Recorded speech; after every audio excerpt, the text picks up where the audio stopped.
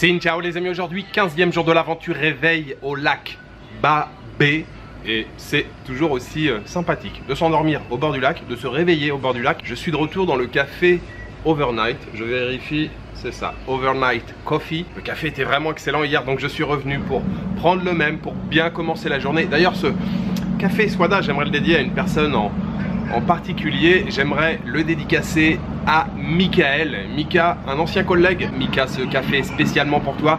Grosse pensée pour toi, ici au bord du lac Babé. Alors aujourd'hui les amis, ça sent la fin de ce road trip. On va reprendre la direction d'Hanoï. Hanoï d'ici c'est 200 km. Mais je ne veux pas faire 200 km en une journée, donc je vais couper la poire en deux, mais demain ça sera une journée pas particulièrement intéressante. Donc aujourd'hui ça va être la dernière journée en vidéo de ce road trip. Et aujourd'hui je vais prendre donc la direction de Tay Nguyen.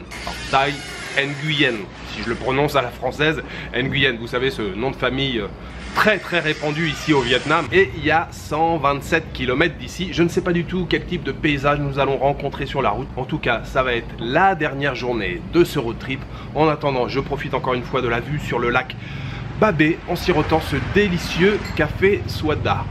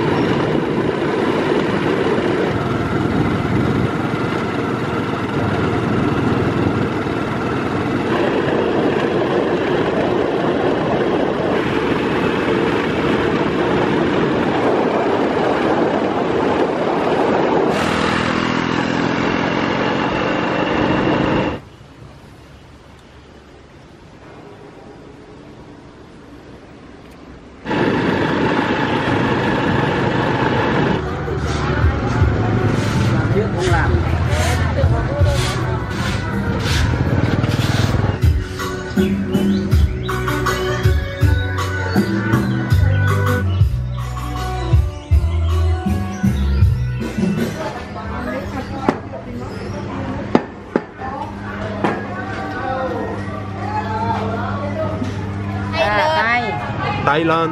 Thái Lan.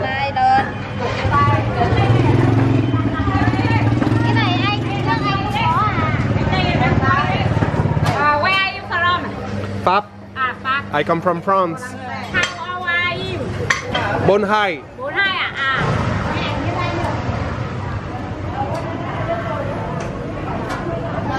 Quân về đã. Phê không?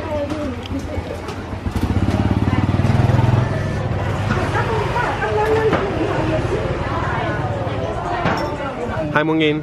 20.000 đúng rồi. Đấy. Cảm ơn. Này. Bánh Đấy. cuốn.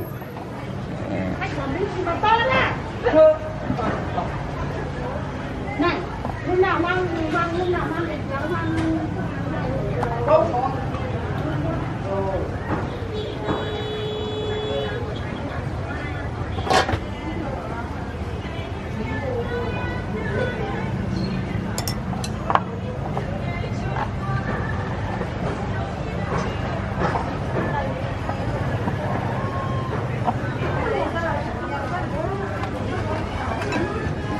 Cảm ơn.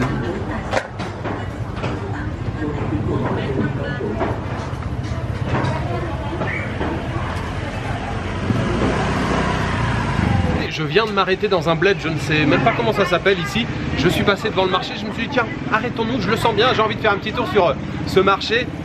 Super accueil. Hello. Hello pap. Hello.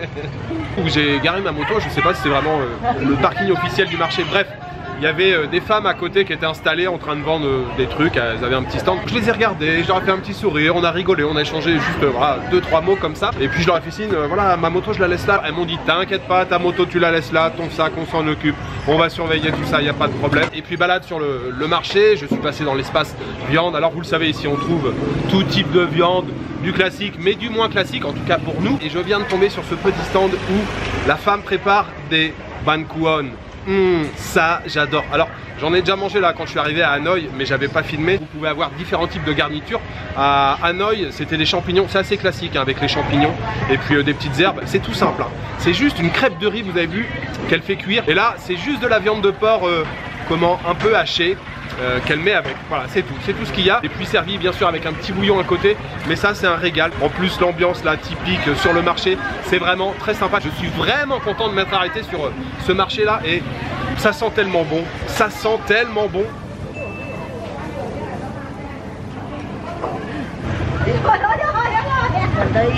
Gần đây, gần đây nhìn ảnh đây. Alors dégustation. Hello, xin chào. Hello. Đây. Cho nhau cái này đi. Non, non, non. Ngon, ngon. C'est délicieux, c'est délicieux. Et je vous dis, mais il n'y a pas plus simple comme repas. Une simple crêpe de pâte de riz avec un petit peu de viande de porc sur le dessus. On rajoute un peu de citron vert bien sûr et un peu de poivre. Mais c'est un délice, un délice. Banzan.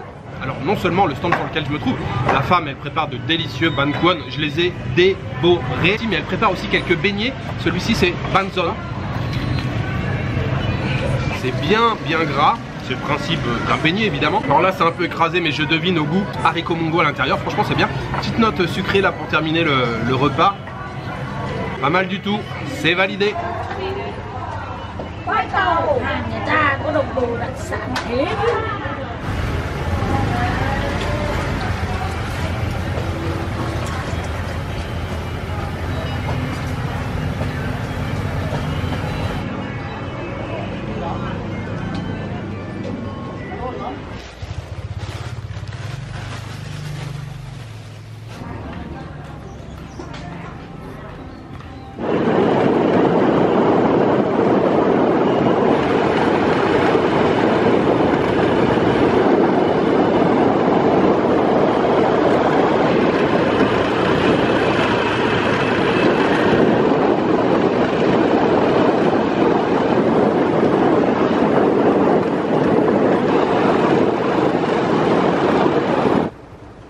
Mồm ấy.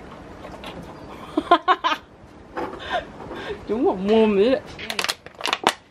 Không được nhỉ. Đấy ra đấy. Video có hơi Nó bảo mua một chai này 1 lít. 1 lít à?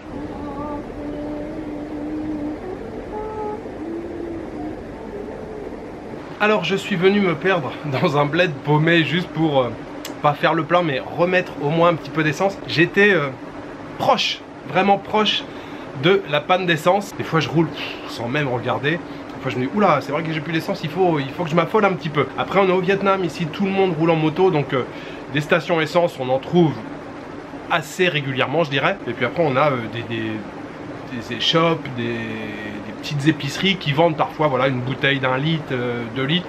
Enfin vous pouvez toujours faire le plein même dans les petits villages en général, donc c'est pas trop un problème pour trouver de l'essence normalement. Mais là quand j'ai commencé à m'affoler un petit peu, à m'en rendre compte, j'étais dans un village et en fait il y avait une station essence. Malheureusement il n'y avait plus d'essence, il restait du gasoil mais il n'y avait plus d'essence. Donc j'ai demandé dans le village, ils m'ont dit ah non, dans le village il n'y a plus rien, en fait depuis hier il n'y a plus d'essence ici, donc les épiceries qui avaient de l'essence, bah, il n'y en a plus. Voilà, tout a été vendu, il faut que tu traces un petit peu la route. Donc j'ai roulé et puis voilà, je vais finir par tomber en panne. Donc je me suis arrêté à nouveau sur le bord de la route. Il y avait un gars avec ses buffles. Tu sais où je peux trouver l'essence? Il me dit ah voilà, il y a un croisement, il y a une route là, il y a une petite route qui va dans un village. Normalement dans le village tu devrais trouver de l'essence et tout. Et je me suis déjà arrêté 2-3 fois pour demander, parce que j'ai dit voilà, tout à l'heure je vais vraiment finir par pousser la moto.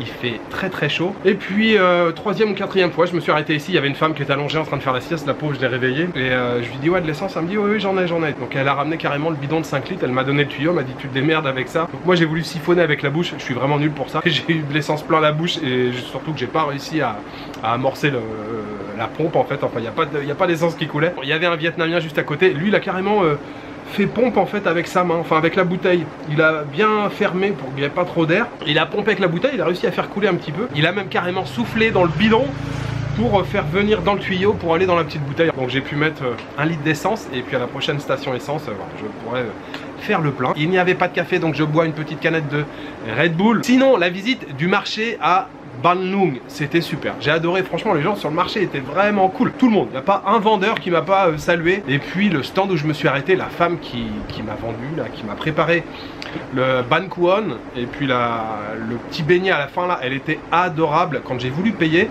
elle m'a dit non, c'est pour moi, ça me fait plaisir, je t'invite. Je lui dis non, je veux payer. Donc j'ai payé le Ban Kuon, elle m'a dit le beignet c'est bon, c'est pour moi, tu le laisses. Ouais, t'es vraiment adorable, super gentil, j'ai adoré. Et en plus le Ban Kuon était excellent, ce petit beignet là, légèrement sucré avec la pâte de haricot mungo à la fin, c'était parfait pour clôturer ce repas. Ces excellents Ban Kuon mangés comme ça sur un petit marché dans la ville de Ban Luong. Je voudrais les dédier aux tipeurs. J'aimerais remercier aujourd'hui Arnaud L'Huissier, Dimitri Fracasso et Konogan. Merci beaucoup à vous trois pour votre soutien. Je vais me poser un petit peu ici, profiter du ventilateur, siroter ma boisson et puis on va reprendre la route en direction de Tay Nguyen.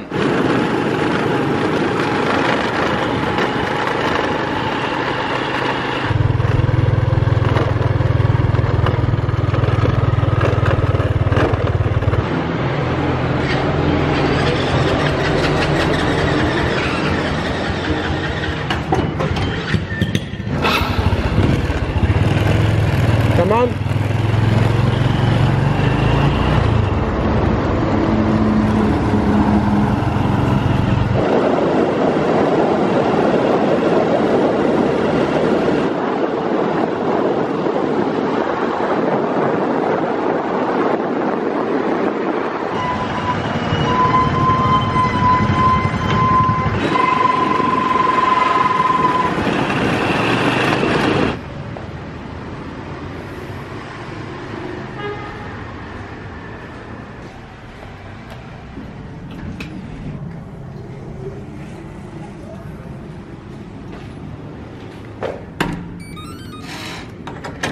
Ça y est, je suis arrivé à Tay Nguyen les amis et waouh, je suis vraiment content d'être arrivé, hein. J'en peux plus. Sur les 30 derniers kilomètres, 30-40 derniers kilomètres, beaucoup de poussière.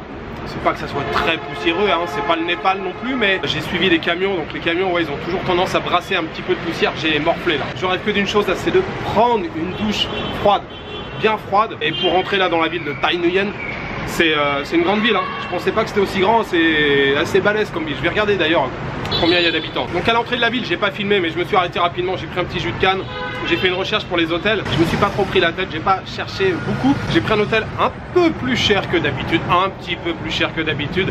500 000 dong, ça fait 21 € la nuit. L'hôtel s'appelle Queen Hotel, c'est l'hôtel de la reine, Queen Hotel. Je suis sur le balcon de la chambre. J'ai une vue d'ailleurs sur les concessionnaires.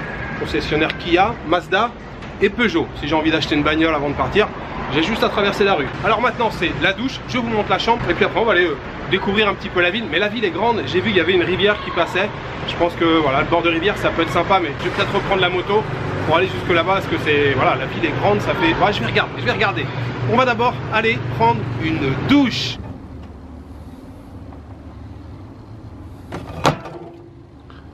Ah mais oui. Queen Hotel. Il s'agit d'une chambre twin. Chambre avec 2 lits ou lits jumeaux. Une bouilloire, table de nuit, ventilateur, un grand bureau et ça c'est très agréable.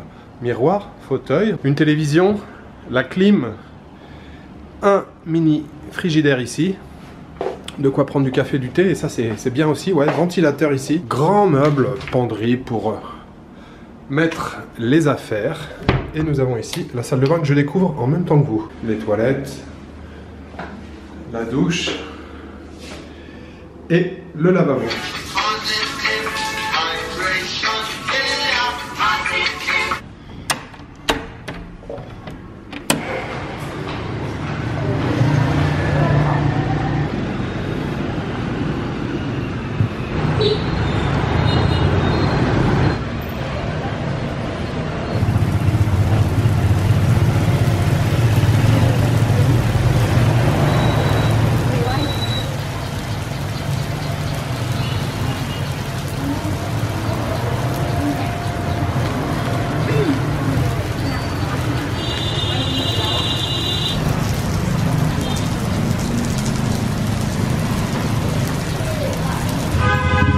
Chơi cho anh 2 suất bánh xèo mang về nhá.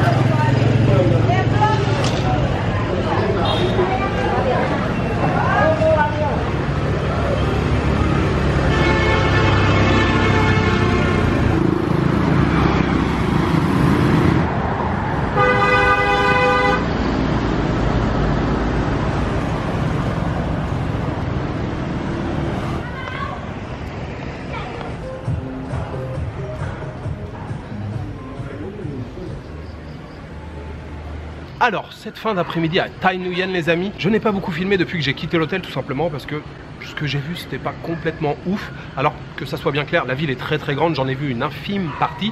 Mais c'est vrai que ce que j'ai vu, voilà, il n'y avait pas une grosse ambiance, j'ai pas vu d'endroit sympathique où on pouvait se poser tranquillement. J'ai pas pris la moto, d'ailleurs vous l'avez vu, hein. Si j'avais pris la moto peut-être que je n'aurais pas le même avis là. Mais le fait d'avoir marché pendant quasiment 3 km, ouais c'est vrai que je suis pas tombé sur des endroits super fous. Je suis arrivé près de la rivière, je m'attendais à voilà, un petit peu plus d'animation près de la rivière. Souvent dans les villes au Vietnam, les bords de rivière sont un peu aménagés, il y a de quoi boire des jus, on se pose tranquille en famille. Là il n'y a strictement rien, mais vraiment rien. Je me suis quand même trouvé un café. Le café est installé sous le pont. Je suis tombé tout à l'heure sur un marché souterrain, j'ai fait un petit tour, c'était assez sympathique. Par contre, on mange des très bons ban seo. Je me suis régalé tout à l'heure, c'était pas prévu, hein. Je suis passé La femme m'a fait un grand sourire. Moi, il faut pas grand chose, vous savez, pour m'arrêter. Regarde, Banseo, je dis bon, ok, c'est bon, je m'installe. Un Banseo, s'il vous plaît. Mon Dieu, que c'était bon, bien croustillant. Alors, contrairement à la dernière fois que j'en ai mangé, c'était à Meisho, où il n'y avait pas de crevettes. On va dire que c'était assez exceptionnel, parce que c'est quand même un ingrédient classique. Alors, quand je dis crevettes, c'est les bébés crevettes, hein, c'est les toutes petites comme ça.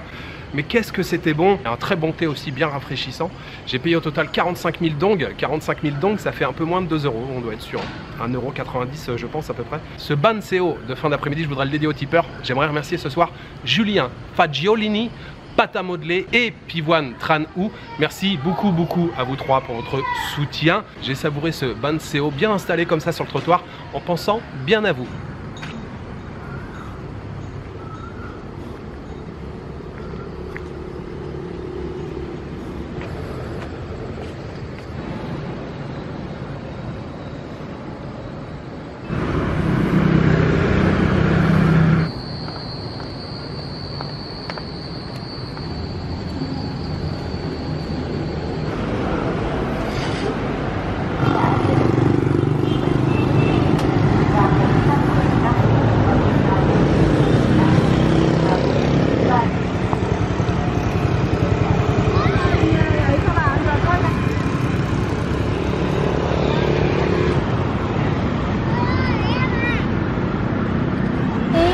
Cơm đỏ nhá. Sao không uống cơm đỏ, mày muốn thì mày uống đi. Tôi lấy uống hết lòng. Chứ mà sao đấy? Có trả lời chưa nào? Không. Không ý là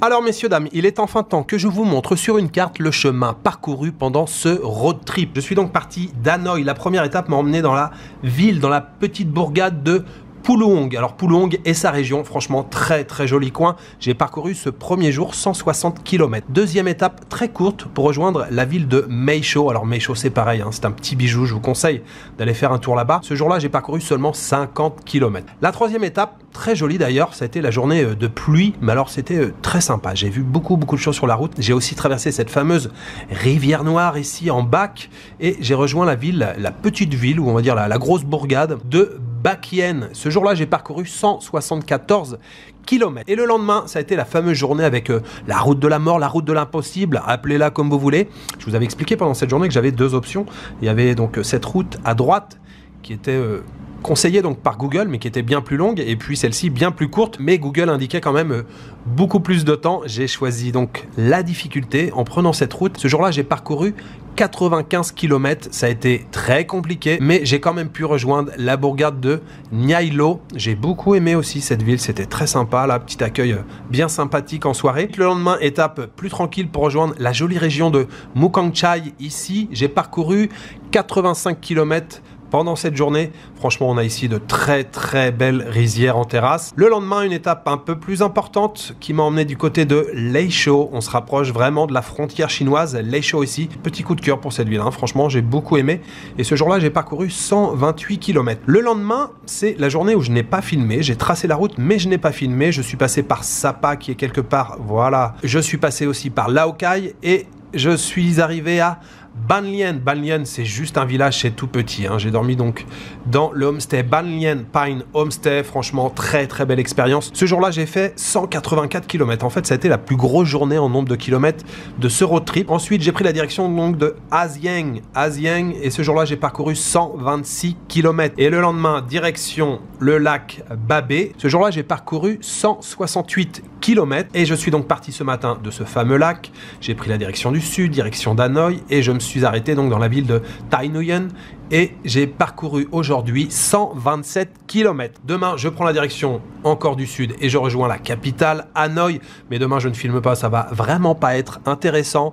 Ça va être beaucoup de d'embouteillage, de circulation, de klaxons, un peu de poussière. Demain, j'ai seulement 70 km à parcourir. Ça fait un total de 1367 km parcourus pendant ce road trip. Alors oui, fin de ce road trip dans la région du nord-ouest du Vietnam. Je ne vais pas vous en parler encore pendant des heures. Je crois vous avoir vanté suffisamment les mérites, la beauté de cette région. J'ai kiffé. Les rizières, vous le savez, ça me fascine, ça me subjugue. D'un point de vue esthétique, je trouve ça vraiment beau. Et puis, c'est aussi le fruit du travail de l'homme et de la nature, le travail qu'ils ont fait ensemble. Et puis, je voulais dire, mais j'ai vraiment l'impression là que c'était la période optimale. Au début du road trip, on a eu droit à des verbes très profonds, vifs, vraiment très intenses. Et puis après, tout un dégradé de couleurs. On passe vers le jaune, le orange, le doré. Non, franchement, c'était magnifique. Bien sûr, toujours accompagné du grand sourire des Vietnamiens. Franchement, c'était génial. Et puis, sans oublier, bien sûr, la cuisine qui va avec. Je me suis régalé. Enfin, c'était super. L'expérience du homestay du côté de Ban Lien, c'était vraiment génial. J'ai vraiment kiffé ce road trip. Après-demain, je pense pas que je vais filmer non plus. Donc, on va se retrouver dans 1, 2, 3 jours et on va se retrouver dans une nouvelle région du Vietnam. On va se retrouver au sud du Vietnam, une région tout aussi magnifique, tout aussi féerique que la région qu'on vient de découvrir. Voilà, il me reste juste à vous souhaiter une bonne soirée, une bonne nuit ou une bonne après-midi. Je vous donne rendez-vous très bientôt pour une nouvelle journée au Vietnam. Ciao, good night.